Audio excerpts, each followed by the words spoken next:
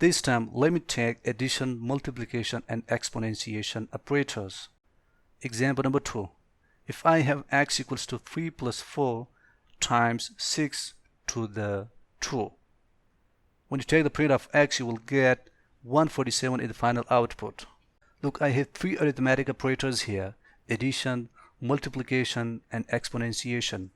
Because we are talking only about the addition, multiplication and exponentiation operators here. So we have 3 operators here. Now what are the precedence? What are the levels of these arithmetic operators? You have to first play with this part, with the exponentiation part, and then at the second stage, multiplication has the second highest precedence. Secondly, you have to play with the multiplication part, and then addition has the last precedence. Finally, you have to play with the addition. Let me check it again. Look at here. Exponentiation has the highest precedence compared to the multiplication, and then multiplication has the highest precedence compared to the addition. First comes exponentiation, and then multiplication, and then addition. Therefore, we need to play first with the exponentiation part, and then with the multiplication part, and then with the addition part. 6 to the 2 will be 36. This 6 double asterisk 2 means that 6 to the 2, 6 power 2. So 6 power 2 means 6 times 6. So 6 times 6 will be 36. 6 to the 2 will be 36, and then solve the exponential region. 36 times 4 will be 144. And then finally solve the addition region, which is this. 144 plus 3 will be 147. That's how the precedence of the arithmetic operators work.